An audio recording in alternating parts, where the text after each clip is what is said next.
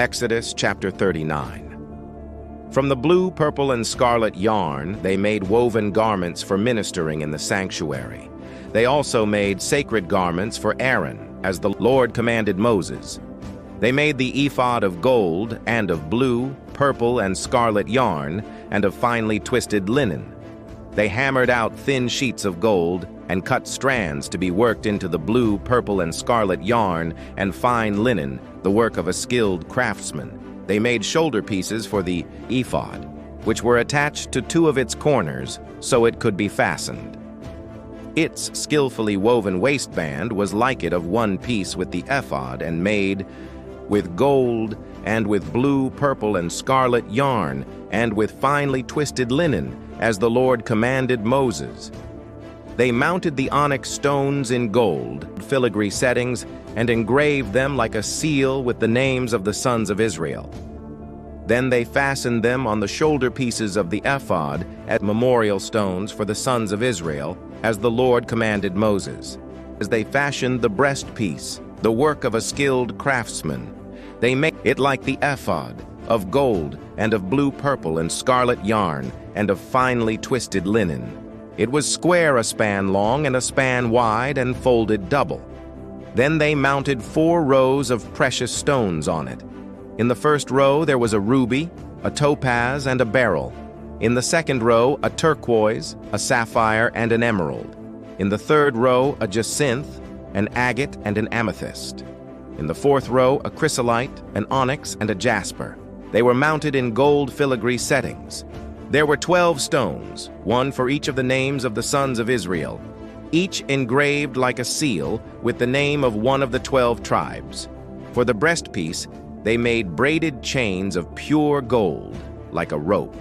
They made 2 gold filigree settings and 2 gold rings, and fastened the rings to 2 of the corners of the breastpiece. They fastened the 2 gold chains to the rings at the corners of the breastpiece, and the other ends of the chains to the 2 settings, attaching them to the shoulder pieces of the ephod at the front. They made 2 gold rings and attached them to the other 2 corners of the breastpiece on the inside edge next to the ephod. Then they made 2 more gold rings and attached them to the bottom of the shoulder pieces on the front of the ephod, close to the seam just above the waistband of the ephod. They tied the rings of the breastpiece to the rings of the ephod with blue cord, connecting it to the waistband so that the breastpiece would not swing out from the ephod as the Lord commanded Moses. They made the robe of the ephod, entirely of blue cloth, the work of a weaver, with an opening in the center of the robe like the opening of a collar, and a band around this opening, so that it would not tear. They made pomegranates of blue, purple, and scarlet yarn, and finely twisted linen around the hem of the robe. And they made bells of pure gold, and attached them around the hem between the pomegranates. The bells and pomegranates alternated around the hem of the robe to be worn for ministering. As the Lord for Aaron and his sons, they made tunics of fine linen, the work of a weaver, and the turban of fine linen, the linen headbands and the undergarments of finely twisted linen. The sash was of finely twisted linen and blue, purple, and scarlet yarn, the work of an embroiderer as the Lord commanded Moses. They made the plate, the sacred diadem, out of pure gold and engraved on it, like an inscription on a seal, "Holy to the Lord." Then they fastened a blue cord to it to attach it to the turban, as the Lord commanded Moses. So all the work on the tabernacle, the tent of meeting, was completed. The Israelites did everything just as the Lord commanded Moses. Then they brought the tabernacle to Moses.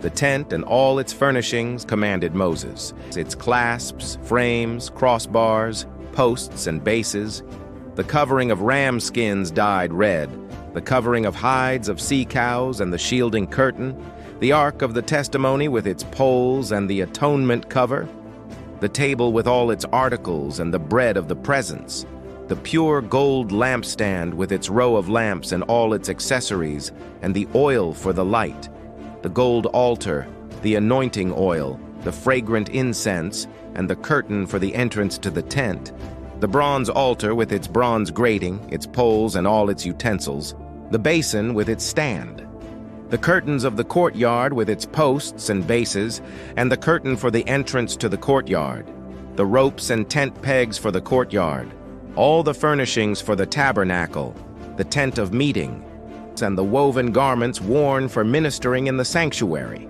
both the sacred garments for Aaron the priest and the garments for his sons when serving as priests.